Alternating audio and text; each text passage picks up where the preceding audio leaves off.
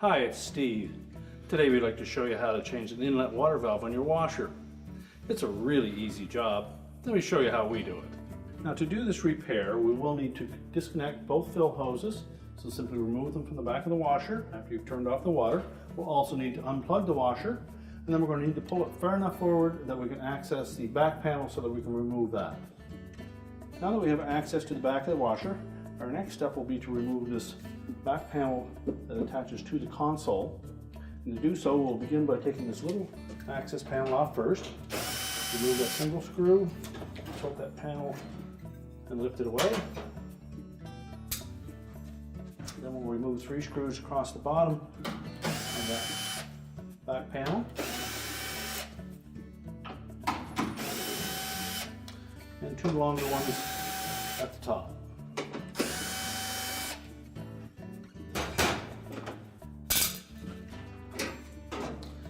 Then just lift that panel away and set it aside. Now to access the 2 mounting screws that secure that valve to the housing, you'll probably want to pull that control panel off of the washer. And to do so, all we're going to need is a thin putty knife. We'll come in on either side. If you wish, you can just put a little bit of painter's tape on that putty knife if you don't damage the surface. Slide it in underneath the end of that end cap till you meet the resistance of a spring. And we're going to push firmly back on that spring to release it and lift up on the control panel at the same time. Do the same on the opposite side. Now we'll release those 2 spring clips.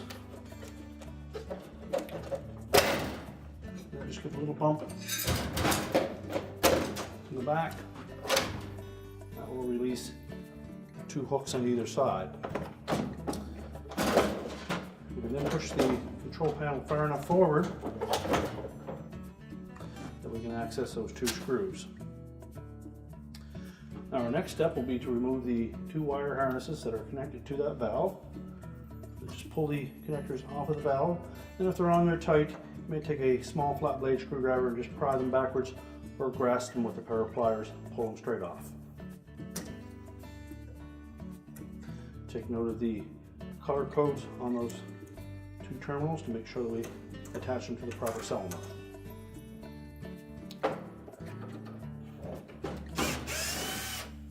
And just remove the 2 mounting screws.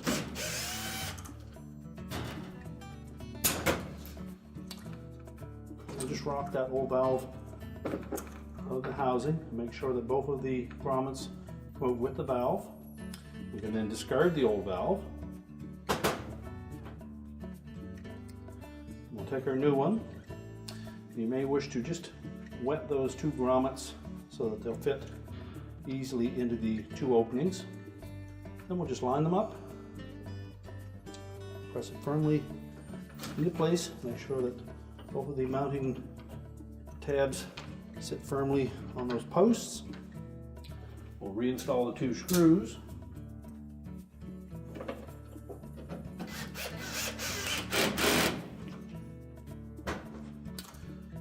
Reconnect the wire harness connectors. Make sure they're on both tight. And we'll take our control panel. We'll line up the 4 hooks on 2 on either side. The 2 rear openings in that main top. Make sure it's pushed all the way back. And then just press down on the front to lock in the spring clip.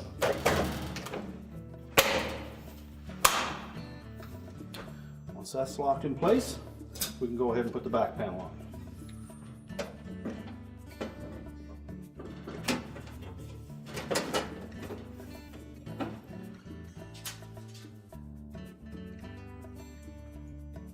We'll begin by putting the 2 longer screws in at the top,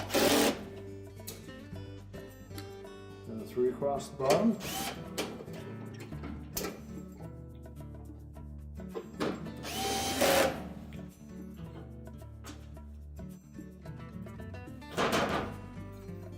And then the cover over that access port and the screw that retains that. And now we can push the washer back into place. Now when reinstalling that control panel, we want to make sure that we have both of those hooks into the respective slots on that main top.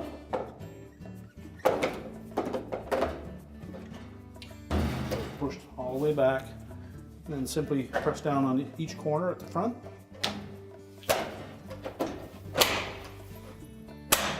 Until it locks in place. And now we can put the back panel on. So we'll begin by tucking the bottom of that panel in first, and you'll note that there's a notch on both sides that needs to be engaged with that support bar across the back of the cabinet. So line those up first. And we'll also need to set that plastic clip in the notch on that left-hand side. Then just line up the screw holes and install the screws.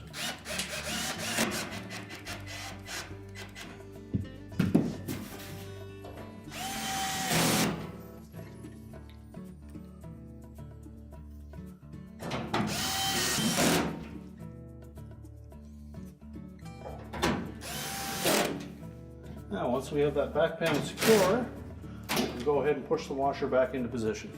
We're now ready to reconnect the fill hoses and the power, and our repair is complete.